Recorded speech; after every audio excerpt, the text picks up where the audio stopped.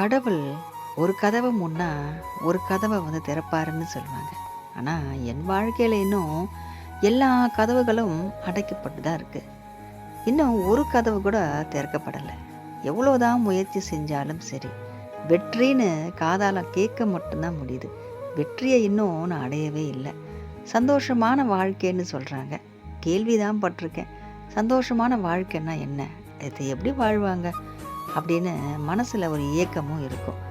நாமும் சந்தோஷமாக வாழ தான் போகிறோம். நம்மளுக்கு ஒரு நல்ல எதிர்காலம் கிடைக்கும் அப்படின்னு எதிர்பார்த்து எதிர்பார்த்து வாழக்கூடியது, எதிர்பார்த்து வாழக்கூடிய வாழ்க்கை மட்டுமாவே இருக்குது.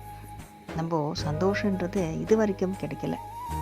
வாழ்க்கையில் நம்ம எதிர்காலத்தில் எப்படி இருக்க போகிறோம், இனிமேலாவது நம்ம நல்லா வாழுவோமா, நம்ம விதி என்ன தான் எழுதியிருக்கு, ரொம்ப மோசமாக எழுதியிருக்கா, இல்லை நல்ல எழுத்துக்கள் இனிமேலும் நம்ம வாழ்க்கையில் கடவுள் நமக்கு நல்ல தலையெழுத்து எழுதியிருக்காரா, நம்ம வாழ தான் போகிறோமா, இல்லை இப்படியே தான் நம்ம நரகத்தில் இருந்தே நம்ம வாழ்க்கை முடிஞ்சிடுமா. இப்படியெல்லாம் நிறைய பேருக்கு இன்றைக்கி ஒரு கேள்விக்குறியோடு தான் வாழ்க்கை நடத்திட்டுருக்காங்க. இதுக்கு எல்லாமே நிச்சயமாக ஒரு வாழ்க்கை, நமக்கு நல்ல வாழ்க்கை கிடைக்கும். நம்மளும் மற்றவங்கள மாதிரி நல்லா தான் வாழ போகிறோம். எவ்வளோ கெடுதல் பண்ணுறவங்களே இன்றைக்கி வாழ்ந்துட்டுருக்காங்க. நம்ம எந்த கெடுதலும் பண்ணாமல் நமக்கான வாழ்க்கையை நம்ம வாழணும்னு நியாயமான ஒரு கோரிக்கையோடு இன்றைக்கி நம்ம காத்துக்கிட்டு இருக்கோம். நிச்சயமாக நம்ம வாழ்வோங்க. வாழ வைப்பாருங்க நமக்கு முருகர் தந்தை. முருகர் தந்தையை நம்ம வணங்கிட்டுருக்கோம். இன்றைக்கி நம்பிக்கையோடு நம்ம வாழ்ந்துட்டுருக்கோம். இதுதான் ஒரு வாழ்க்கைன்னு நம்ம நினச்சிட்ருக்கோம். இனிமேல் தாங்க நம்ம வாழவே போகிறோம். வாழ்க்கைன்னா என்னென்னு இனிமேல் தான் நம்ம பார்க்க போகிறோம். அதை நமக்கு நிச்சயமாக அந்த வாழ்க்கையை நம்ம கொடுக்க போகிறாரு முருகர் தந்தை.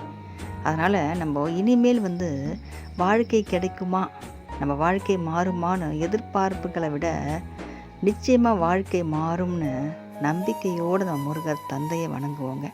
நம்ம தான் வாழ போகிறோம், நம்ம தான் ஜெயிக்க போகிறோம். முருகர் தந்தை நம்ம கூட இருக்கும்போது நம்ம தாங்க அதிர்ஷ்டசாலி. அதனால் எந்த கவலையும் வேண்டாம், நமக்கு எந்த ஒரு சோர்வும் நமக்கு வேண்டாம். நம்ம மனசு சோர்வடையும் போதெல்லாம் முருகர் தந்தையோட முகத்தை நம்ம பார்க்கணும். ஒன்று மனக்கண்ணில் பார்க்கலாம், கண்ணை மூடி அவரை, இல்லைன்னா அவர் ஃபோட்டோவை வச்சுக்கிட்டு பார்த்துட்ருக்கலாம். இல்லை நம்ம யூஸ் பண்ணுற செல்ஃபோன்லேயே முருகர் தந்தையை நம்ம அடிக்கடி பார்த்துக்கிட்டே இருந்தோம்னு வச்சுக்கோங்களேன், நம்ம வாழ்க்கைக்கு ஒரு சிறப்பானதாக இருக்குங்க. நம்ம எப்போல்லாம் டவுன் ஆகிறோமோ அப்போல்லாம் முருகர் தந்தையை பார்க்கும்போது நமக்கு ரொம்ப எனர்ஜெட்டிக்கான ஒரு புத்துணர்ச்சி நமக்கு கிடைக்கும். இன்னமும் பார்க்கணும், ஒவ்வொரு கணமும் நம்ம முருகர் தந்தையே நம்ம எண்ணி வாழ்வோம். சிறப்பாக இருக்க போகிறோங்க, நிச்சயமாக சிறப்பாக வாழ்வோம். வெற்றிவேல் முருகனுக்கு அரோகரா.